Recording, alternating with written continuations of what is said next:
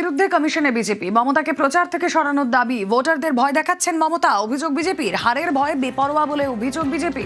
জাতীয় নির্বাচন কমিশনে নালিশ বিজেপির। কমিশনে কিরেন রিজিজু, সুকান্ত মজুমদার।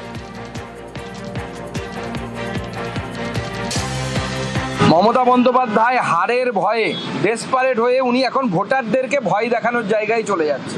একজন সিটিং চিফ মিনিস্টার তিনি বলছেন এমন সিচুয়েশন তৈরি করা হবে, ভায়োলেন্স এমন করা হবে যাতে সবাই বাড়ির সামনে ডিক্লারেশন দেয় যে আমি বিজেপি করি না, আমি বিজেপি সাপোর্ট করি না। প্রত্যেকটি ভোটারকে ভয় দেখানো, প্রতিনিয়ত বলা যে ইলেকশন কমিশন তো কদিনের জন্য, আমরাই থাকবো। তাই আমরা নির্বাচন কমিশনের কাছে আমাদের 6টি দাবি, সেই দাবিগুলোতে মমতা বন্দ্যোপাধ্যায়ের বিরুদ্ধে ভারতীয় ন্যায় সংহিতা অনুসারে উপযুক্ত ব্যবস্থা নেয়া, তাকে প্রচার থেকে ডিবার করার জন্য আবেদন জানিয়েছি এবং ইলেকশন কমিশনকে বলেছি আমরা যেন ফ্রি অ্যান্ড ফেয়ার ইলেকশন যেন হয়, এবং ইলেকশন কমিশনের ফুল বেঞ্চ আমাদেরকে আশ্বস্ত করেছে যে ফ্রি অ্যান্ড ফেয়ার ইলেকশন করার জন্য যা যা করা প্রয়োজন ইলেকশন কমিশন তাই করবেন। এইসব হতাশা, অবসাদগ্রস্ত, এসব মামার বাড়ির আবদার সুকান্ত মজুমদার চান কি?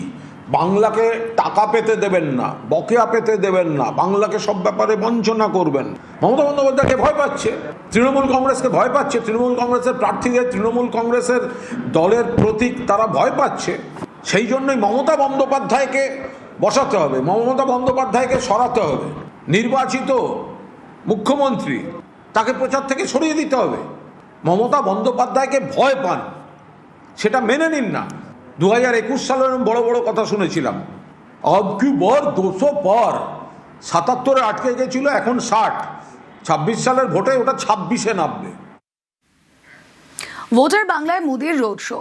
10ই এপ্রিল শিলিগুড়িতে নরেন্দ্র মোদী, শিলিগুড়িতে 3 কিলোমিটার রোড শো, আর তার আগে 5ই এপ্রিল কোচবিহারে প্রধানমন্ত্রীর সভা।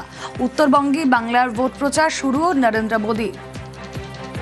আরও একবার আপনাদের জানিয়ে রাখি, ভোটের বাংলায় মোদির রোড শো। 10ই এপ্রিল শিলিগুড়িতে নরেন্দ্র মোদী, শিলিগুড়িতে 3 কিলোমিটার রোড শো, তার আগে 5ই এপ্রিল কোচবিহারে প্রধানমন্ত্রীর সভা রয়েছে। উত্তরবঙ্গে বাংলার ভোট প্রচার শুরু মোদী।